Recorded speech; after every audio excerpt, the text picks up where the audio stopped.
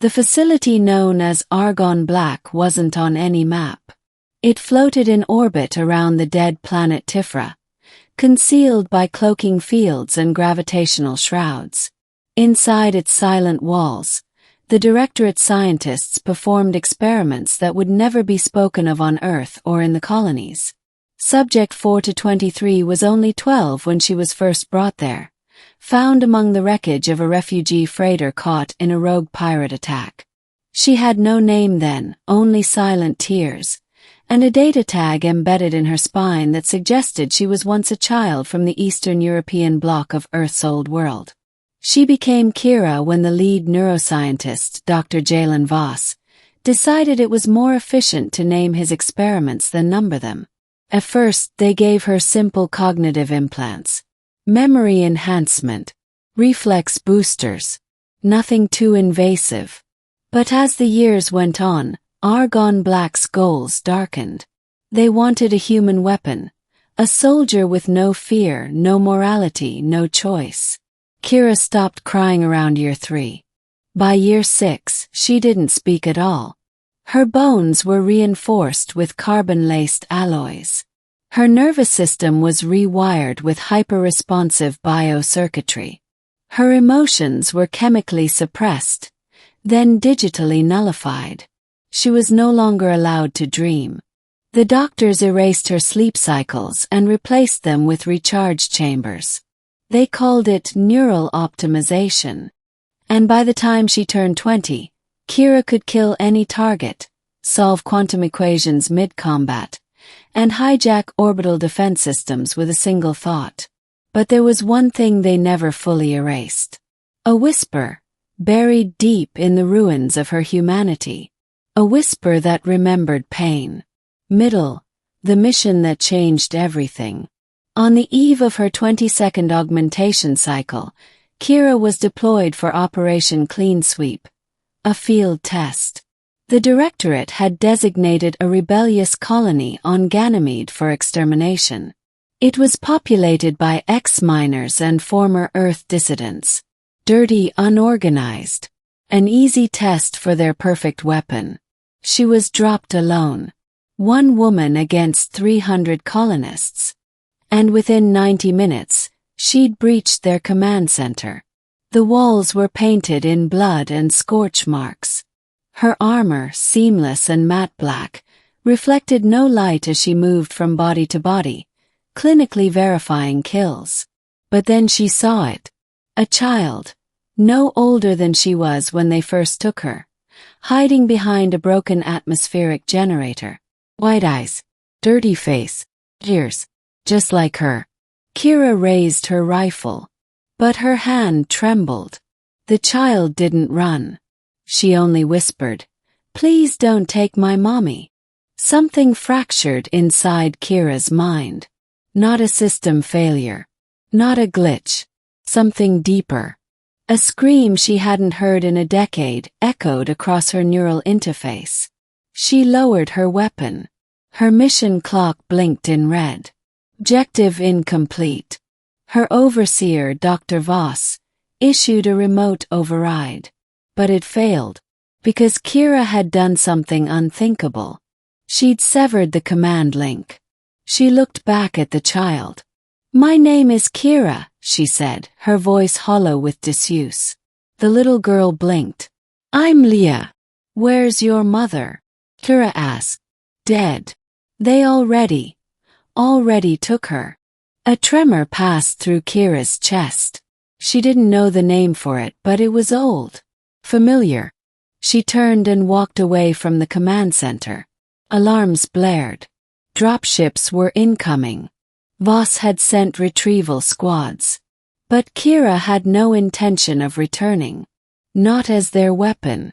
Not anymore. The hunt. She turns against them. Kira went dark. 4 months. The Directorate scoured the moons of Jupiter. They found bodies of entire recon squads. Their tech stripped clean, their neural cores fried. Rumors started spreading through black market channels. Whispers of a ghost in black armor. Of ships disabled in deep space. of cybernetic assassins who never made it back. Meanwhile, Kira moved between abandoned colonies, space debris fields, and rogue stations. She pieced together her mind, rewriting old protocols, unlocking fragments of memory that Voss tried to burn. She learned about her parents.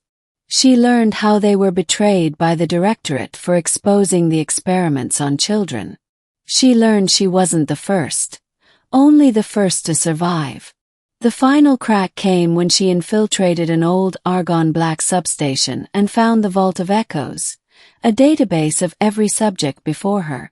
Audio logs, cryochambers. One still-functioning hologram flickered to life. Subject 2-09 male. Age 11. Executed during failed augmentation. It was her brother. Kira knelt before his pod and rested her hand on the cracked glass. For the first time in a decade, she cried. Not from fear. From fury. The reckoning. Humanity reborn through rage. Kira didn't strike immediately. She knew the Directorate's patterns, protocols, and pride. She baited them. Released false sightings. Attacked supply chains, data hubs, and black site servers. Each time, she left a message burned into the walls with plasma. I remember. Voss became increasingly paranoid. He restricted AI access, doubled security at Argon Black, and tried to activate backup weapons. Others like Kira. But she found them first. Many were broken. Mindless. Else. But one, Subject 5-11, a boy with half his face made of chrome, looked up at her with eyes full of confusion. Do I know you? He asked. Kira nodded. You will. She freed him. And then the next. And the next. She became a legend among the failed. The discarded. The forgotten. They called her the Revenant. Not alive. Not dead. Just angry. When she finally returned to Argon Black, she didn't come alone.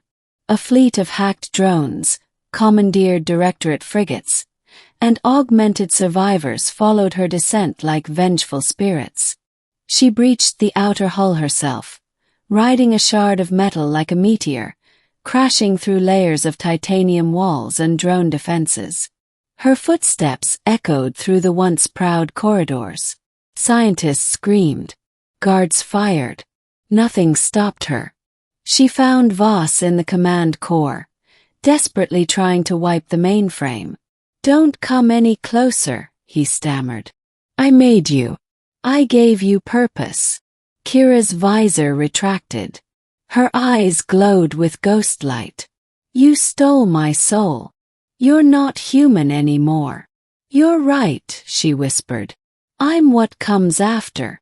She didn't kill him with a bullet. She plugged his consciousness into the neural feedback loop they'd once used on her, forcing him to experience every memory, every pain, every loss of every subject he'd ever broken. And then she turned off the lights, ending the threat that was human.